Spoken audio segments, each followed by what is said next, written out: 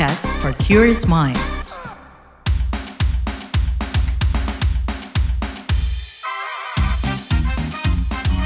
Kamu lagi dengerin podcast What's Trending.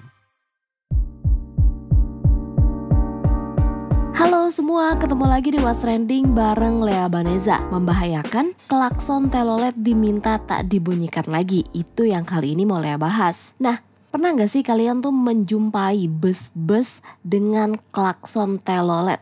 Nah, kalau kita keluar kota atau mungkin di jalur mudik gitu ya, kita bisa menemukan bus-bus besar antar kota atau provinsi yang punya klakson telolet ini. Tapi mungkin ya di masa mudik besok kayaknya kita gak bakal ketemu lagi nih sama bus-bus yang berklakson telolet tadi. Pasalnya, klakson telolet ini tuh dianggap berpotensi membahayakan nyawa dan diminta untuk tidak lagi dibunyikan. Tapi kenapa nih sampai diminta untuk tidak dibunyikan lagi? Jadi sebelumnya viral nih seorang bocah yang terlindas bus lantaran dia mengejar-ngejar dan meminta bus itu membunyikan klakson telolet di Cilegon, Banten. Nah, dari Polres Cilegon, AKP Sigit Darmawan mengatakan bocah 5 tahun tersebut tewas dan supir mengaku tak melihat sang bocah lantaran bocah itu ada di titik buta atau blind spot bus. Terus setelah kecelakaan tadi, Kakor Lantas Polri mengeluarkan surat telegram atau ST untuk menindak kendaraan yang tidak sesuai ketentuan, termasuk klakson yang dimodifikasi seperti klakson telolet tadi. Nah, dari pihak Direktorat Jenderal Perhubungan Darat mengungkap banyak bus nih yang menggunakan klakson telolet dan akan berdampak pada keselamatan di jalan ya, nggak cuma pengendara tapi mungkin anak-anak tadi. Mereka juga meminta operator bus tidak lagi menggunakan klakson tersebut. Kita mau bahas fenomena telolet ini setelah komen netizen plus 62 berikut.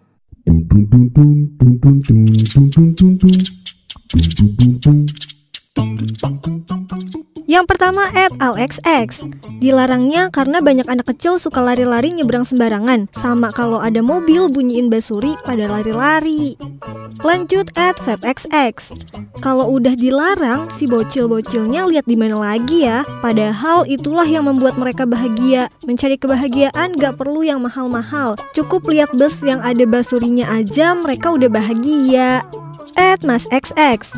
Kalau lari-lari lalu kelindes bus, bahaya gak bu? @suhxx. Telolet membawa maut. @wirxx.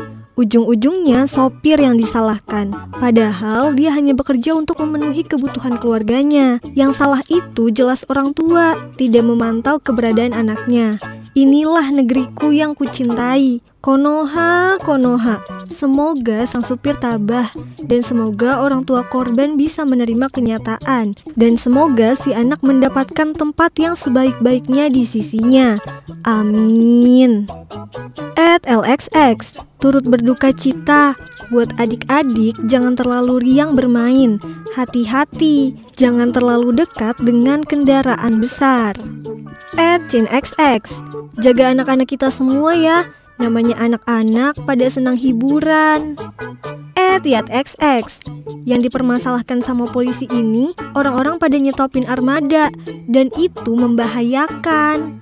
Yang terakhir @benxx. Pantesan udah mulai dilarang. Di daerah lain juga kenapa gak kondusif banget sih? Pakai dikejar-kejar. Bocil-bocilnya, orang dewasa atau orang tuanya juga kenapa gak ngasih teguran? Kalau udah kejadian kan, jadi efeknya ke semua.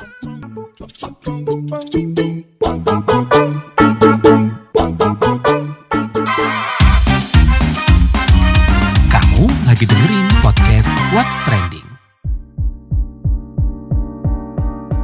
Sekjen Organisasi Angkutan Darat Organda, Ateng Aryono mengatakan pihaknya sudah meminta operator bus tidak lagi menggunakan klakson telolet sebab dia mengakui kalau klakson itu lebih banyak bahayanya ketimbang manfaatnya. Dia bilang perlu ada ketegasan dan aturan yang jelas nih soal ini. Nah Pak, sudahkah pengemudi bus ini sadar akan resiko keamanan dari penggunaan klakson telolet ini?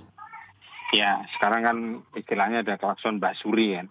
Kalau telolet itu kan sekali sentuh terus kemudian reret gitu kan. Kalau yang itu kan memang bisa dimainkan dengan touch gitu ya. Nah, saya pikir apapun ketika menggunakan itu harus ada ketegasan dari otoritas. Artinya gini, ketika memang potensi bahayanya lebih banyak daripada potensi manfaatnya, ya, maka sebaiknya ya tidak usah itu diizinkan karena memang punya potensi yang kurang bagus gitu ketika akhirnya diinstalasi dan sebagainya tidak terlalu bisa dijaga keamanan dalam aplikasinya sehingga akhirnya ada kemungkinan terjadi kebocoran ataupun ada akibat-akibat lain yang akhirnya bisa membahayakan di sistem pengereman dan sebagainya. Itu yang saya pikir yang memang mesti harus dihindari. Nah, saya pikir itu pula yang kami sebetulnya menghimbau kepada para operator untuk sebisa mungkin mengurangi potensi hazard yang ada akibat penggunaan hal-hal yang tidak terlalu penting dan tidak primer kan. Dan sekali lagi mungkin ada juga yang menganggap bahwa itu menjadi sesuatu daya penarik. Ya, ini kan agak lain melihatnya. Tapi sesungguhnya kita melihat dari semua pengalaman yang terjadi biasanya lebih banyak mudaratnya daripada manfaatnya. Jadi itu yang perlu harus diinikan. Jadi potensial hazard yang mungkin muncul akibat penggunaan klakson apapun namanya, mau telolet, mau basuri itu dan sebagainya itu menimbulkan potensial hazard, bahaya yang muncul dari akibat itu. Begitu Mbak. Tapi kalau dari sisi pengaturan penggunaan telolet di operator bus sendiri seperti apa sih Pak? Dan apakah memang klakson ini masih marak digunakan? Ya sebetulnya gini, kalau aturannya sebetulnya kan klakson itu ada ketentuan kan, berapa desibel, berapa ini kemampuan kekuatannya gitu-gitu. Tapi sekali lagi kadang-kadang itu digunakan sebagai ciri khas dari suatu PO ataupun kendaraan tertentu yang ini kalau saya lewat sini maka saya akan kasih kode itu berarti saya udah lewat. Nah, itu sekali lagi ini terlalu minor kalau itu dilakukan bahwa ini menjadi sesuatu hal yang menarik. Karena sepertinya kan untuk seseorang memilih atau customer itu memilih mau menggunakan PO apa kan tidak hanya dari klakson. Tentunya ya klakson itu jangan menjadi poin atribut yang bisa meningkatkan seolah-olah meningkatkan services ataupun bahkan safety. Kalau itu mengurangi ngapain mesti kita teruskan kan kira-kira gitu. Artinya kan harus begitu banyak yang dilihat hanya gara-gara ditambah perangkat itu. Kan itu yang mesti dipahami. Kan terbukti bahwa pada posisi kejadian-kejadian yang terjadi akibat penggunaan itu kan sayang sekali. Namun sekali lagi tidak hanya dengan penggunaan klakson-klakson seperti itu pun sudah punya potensi terjadinya satu mungkin misinspection gitu ya. Jadi ada pemeriksaan yang terlewat sehingga akhirnya terjadi kejadian yang gagal rem dan sebagainya itu. Itu kan yang patut harus disadari oleh semua. Dalam hal ini adalah baik PO maupun tenaga teknis ataupun bahkan para pengemudi itu sendiri. Jadi sangat perlu pemahaman terhadap faktor-faktor risiko yang ada. Sehingga kalau begitu mereka paham akan posisi risikonya mungkin mereka juga nggak akan mau. Tapi setelah kejadian ini bakal seperti apa sih Pak? Apakah klakson telolet ini nggak bakal digunakan lagi? Ya kalau kami sudah sekian banyak, kami karena dari kajian di Departemen Teknis kami melihat bahwa meskipun itu kadang-kadang menjadi kelihatan indah, kelihatan menjadi sesuatu yang menghibur masyarakat gitu kan ya, gitu seolah gitu. Tetapi sekali lagi bahwa itu kan bukan atribut yang memang harus diutamakan di dalam pelayanan. Karena apa sih bedanya di klakson dengan telolet dan mungkin yang bunyinya hanya dindin atau mungkin bunyinya toet-toet atau begitu. Kan nggak terlalu banyak berbeda terhadap services. Tapi ketika akhirnya bahwa bis itu mesti dalam posisi rapi, posisi bersih, terus awaknya semua dalam posisi yang sigap, siap menolong, siap melakukan apapun ketika penumpang menggunakan, kan pasti akan dilihat lebih menjadi satu faktor yang lebih dominan daripada sekedar klakson. Dan beberapa banyak teman-teman yang juga sangat sadar terhadap hal itu. Sehingga kami pun sudah menghimbau sejak lama bahwa potensi penggunaan klakson itu lebih banyak memunculkan hazard daripada sekadar hiburan ataupun sekadar menambah sisi layanan. Seperti itu, Mbak. Terima kasih, itu tadi Sekjen Organisasi Angkutan Darat Organda, Ateng Aryono. Tapi kenapa ya klakson telolet ini sangat digemari? Gak hanya anak-anak, tapi remaja juga orang dewasa. Kita obrolin yuk bareng sosiolog Universitas Gadjah Mada UGM, Dr. Andreas Budi Widianta, biasa disapa Pak Abe. Nah, gimana sih Pak Abe melihat kasus di Cilegon, Banten ini ya? Apa yang membuat klakson yang mungkin awalnya buat hiburan gitu ya Pak ya, tapi justru malah mengancam nyawa gitu. Nah, tapi melihatnya dari sisi sosiologisnya gitu ya Pak? Sosiologisnya kita bisa membaca aspek bahwa bis ini adalah transportasi publik ya. Dan tentu saja di dalam transportasi publik itu ada transport yang mengusung sekian banyak orang di dalam bis. Tentu saja juga selain itu, padatnya lalu lintas di Indonesia yang tidak memprioritaskan infrastruktur transportasi publik ini sebagai yang utama, jalanan itu penuh sekali. Maka kemudian ketika bis ini mengambil sebuah pilihan yang sangat berisiko dengan membunyikan klakson yang seperti itu, sebetulnya ada banyak dimensi yang bisa kita lihat. Selain bahwa transportasi ini jelas memang transportasi bis itu adalah transportasi besar yang sebetulnya memenuhi jalan itu. Dari dimensi itu saja memang harus ditegaskan bahwa ini transportasi yang membawa begitu banyak nyawa, begitu banyak penumpang, dan ketika ini tidak berhati-hati si sopir transport publik ini, maka itu bisa mencelakai bukan hanya yang di dalam saja, tapi juga berpotensi mencelakai orang-orang yang tidak menjadi penumpang. Orang-orang yang berada di sekitar tepian jalanan itu. Artinya apa? Dimensi-dimensi keamanan, keselamatan dalam transportasi publik itu mestinya mengindahkan berbagai tatanan aturan lalu lintas yang berlaku. Tentu saja bahwa klakson sendiri adalah sesuatu yang sesungguhnya itu menjadi polutan. Klakson itu kan menjadi polutan utama bagi suara. Sehingga ada pencemaran suara yang berlebihan, apalagi itu juga tidak pada tempatnya menggunakan klakson yang tidak semestinya, tidak standar. Nah, klakson yang berbunyi musik seperti itu memang menjadi daya tarik bagi anak-anak.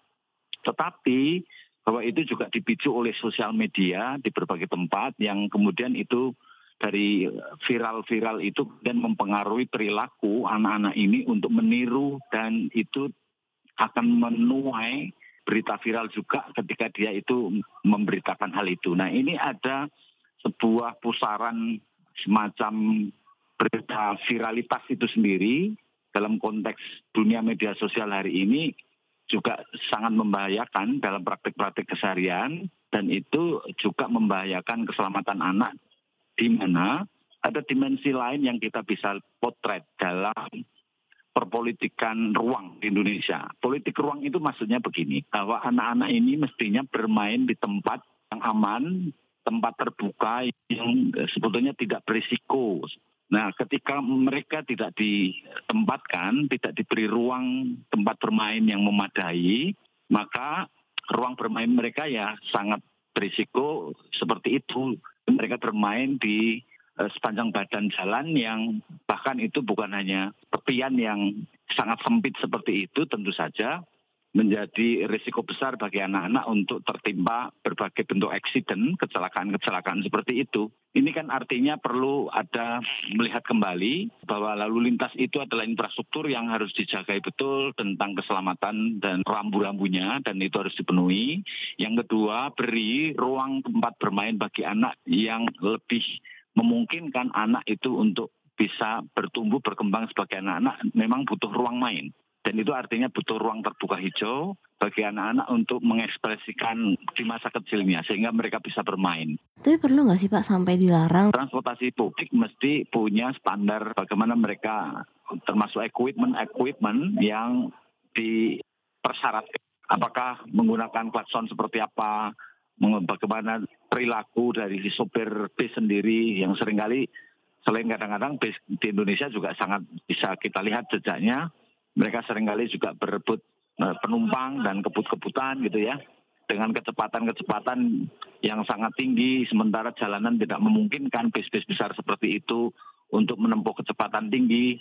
Atau termasuk juga tadi sejumlah sopir masih membunyikan klakson yang memang itu berbentuk klaksonnya itu seperti musik kira-kira telolet begitu, dan itu tentu saja itu tidak pada tempatnya, mesti ditertibkan bahwa klakson harus dikembalikan pada fungsinya, bahwa klakson itu adalah alat komunikasi di jalanan, bukan untuk sebuah entertain seperti itu.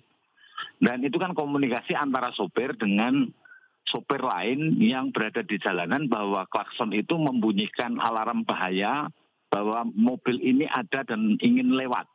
Sehingga memang itu fungsinya tidak untuk entertain anak-anak seperti itu.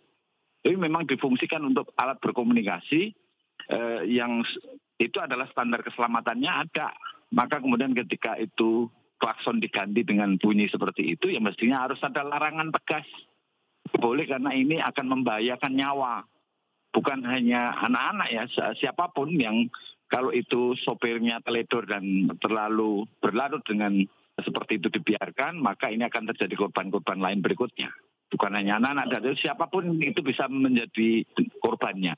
Hanya saja karena itu disukai oleh anak-anak, lebih karena anak-anak sering meniru apa yang dilakukan oleh orang-orang dewasa, maka seringkali itu sendiri mestinya sopirnya juga sadar bahwa ini bukanlah arena yang tepat bagi anak-anak untuk memperdengarkan telolet-telolet seperti itu di pinggir jalan, karena itu berisiko bagi anak-anak. Nah, kalau ngomongin soal kenapa gitu Pak, anak-anak bahkan remaja sampai orang dewasa ini rela gitu ngejar-ngejar dan nunggu bus untuk membunyikan klakson telolet ini, dan apa yang mendorong sampai perilaku ini terjadi bahkan viral di media sosial di mana-mana gitu?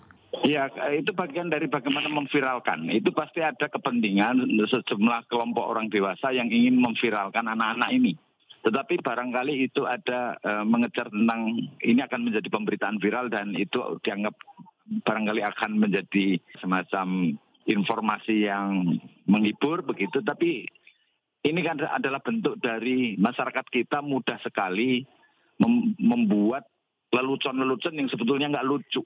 Yang kemudian itu didorong lebih karena mereka mengejar tentang rating dari media sosial yang dia pakai, barangkali ada monetisasinya dan segala macamnya. Itu ada problem ketiga, berarti ada tentang barangkali ini berkoneksi dengan dunia media sosial digital yang membutuhkan konten-konten tertentu yang itu barangkali dianggap akan bisa diunggah dan menjadi konten bagi sosial media mereka, dan itu akan menarik sekian banyak pemirsa atau audiens di sosial media, dan itu akan berdampak pada viralitas, dan viralitas itu berdampak pada monetisasi tertentu misalnya. Itu juga ada dimensi berkaitan dengan teknologi digital sosial media yang akhirnya anak-anak ini berada di ujung tanduk, dan dia yang harus menanggung risiko. Bahaya itu yang akhirnya menimpa anak-anak gitu ya. Akhirnya anak-anak menjadi tumbal dari relasi-relasi sosial yang dipikirkan secara matang, yang dipikirkan secara etik. Karena sebetulnya ini soal moral ya. Moral-moral hidup bersama seperti ini mesti mendapatkan perhatian sangat serius. Ini bukan perkara kecil. Betul-betul harus menjadi perhatian bahwa berteknologi digital boleh saja, tetapi tentu saja perlu didorong agar tidak membahayakan bagi konten kreator itu sendiri maupun juga para pemeraga yang itu menjadi pengisi dari konten kreator itu misalnya, dengan audio visual yang mereka tampilkan di dalam sosial media mereka. Nah, kalau misalnya mau menghentikan kebiasaan telolet ini, Pak, apa yang mesti dilakukan? Yang perlu disasar itu apakah hanya pengemudinya saja atau dari masyarakat gitu? Karena kan ada anggapan kalau ya ini cuma sekedar hiburan gitu.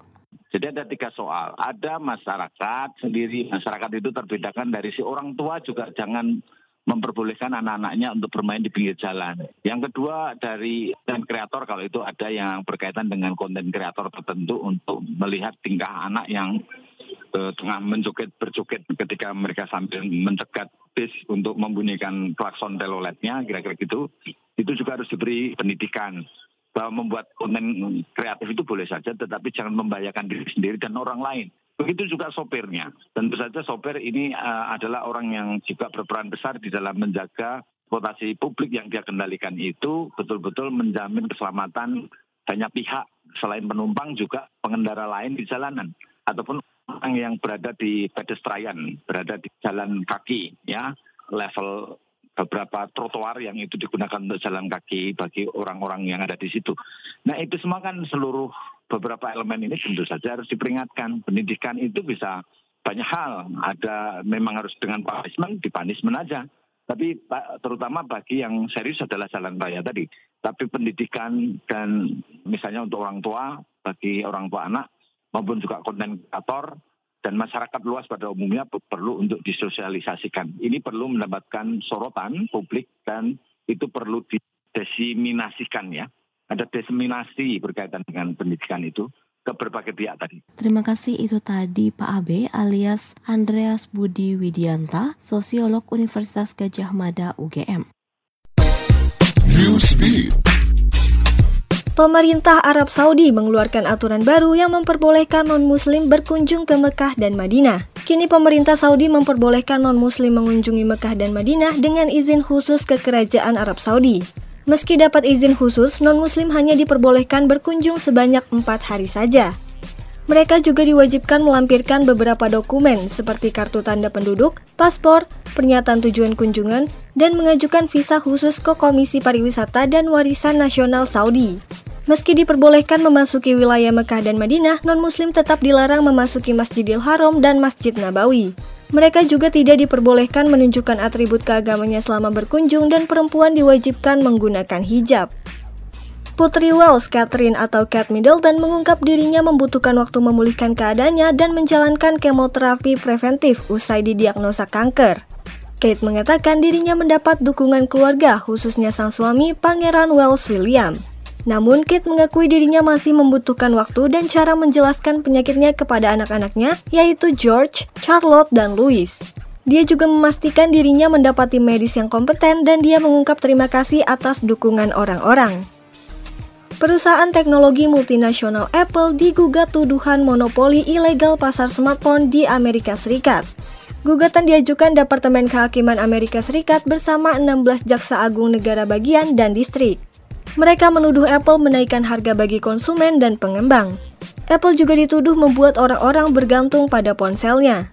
Gugatan ini diajukan ke Pengadilan Distrik AS untuk New Jersey. Departemen Kehakiman AS menuduh Apple menggunakan kekuatannya untuk memonopoli pasar demi uang lebih banyak.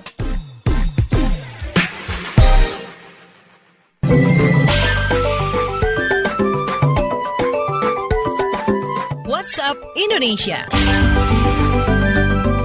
WhatsApp Indonesia kita mulai dari Jakarta. Universitas Negeri Jakarta UNJ berencana mengambil langkah hukum soal penipuan bermodus program magang mahasiswa ke Jerman atau Ferienjob. Melansir Tempo, Sekretaris Edura UNJ Syaifuddin mengatakan ada unsur penipuan yang dilakukan terduga pelaku SS dan PT SHB. Setidaknya ada 33 kampus yang jadi korban termasuk UNJ. Bareskrim Polri juga sudah menetapkan 5 tersangka terduga kasus pidana perdagangan orang berkedok Ferienjob. Syaifuddin mengatakan SS adalah guru besar dan dosen di Universitas Jambi. Dia datang ke UNJ pada Februari 2023 dan mempresentasikan program magang di Jerman. Tercatat ada 93 mahasiswa UNJ yang tertipu dan berangkat ke Jerman pada 2 Oktober 2023 dan semuanya pulang 30 Desember 2023. Syaifuddin memastikan semua mahasiswa sehat dan tidak mengalami kekerasan dan bakal memberikan keterangan ke polisi. Selanjutnya ke Tuban, Jawa Timur. Badan Nasional Penanggulangan Bencana BNPB meminta masyarakat mewaspadai dan tidak termakan peredaran video hoaks terkait kerusakan akibat gempa di Tuban, Jawa Timur. BNPB mengungkap salah satu video hoaks dampak kerusakan dari gempa di Tuban sebenarnya dampak kerusakan gempa di Cianjur pada 2022 lalu. Memang gempa Tuban mendapatkan perhatian warganet dan viral di media sosial. Namun keviralannya tak lepas dari hoaks-hoaks. Sebelumnya, kota Tuban, Jawa Timur kembali diguncang gempa pada 22 Maret 2024 berkekuatan 6 magnitudo. Guncangan gempa dirasakan sedang di Kabupaten Tuban dengan durasi lebih kurang 15 detik. Selain di Tuban, guncangan juga dirasakan di daerah lain seperti Kabupaten Rembang dengan durasi sekira 5 hingga 20 detik. Setelahnya, BMKG juga masih mencatat lebih dari 190 kali gempa susulan di Kabupaten Tuban, Jawa Timur. Terakhir mampir Lembata, Nusa Tenggara Timur. Viral orang-orang menyaksikan aliran lava dari puncak gunung api Ilelewotolok di Kabupaten Lembata, Nusa Tenggara Timur, NTT. Video berdurasi 20 detik itu memperlihatkan beberapa orang menonton aliran lava disertai kepulan asap tebal dari jarak dekat. Bahkan ketika ada yang memperingatkan, mereka hanya tersenyum. Menanggapi viralnya video ini, Kepala Pelaksana Badan Penanggulangan Bencana Daerah BPBD Flores Timur, Andris Koban mengaku pihaknya masih memastikan kapan peristiwa dan video tersebut dibuat. Lantaran pihaknya belum mengetahui siapa warga di dalam video tersebut. Andris berjanji akan menegur pelaku saat menemukan identitas mereka. Kini BPBD Flores Timur tengah bekerja sama dengan kepala desa dan aparat terkait. Demikian WhatsApp Indonesia hari ini.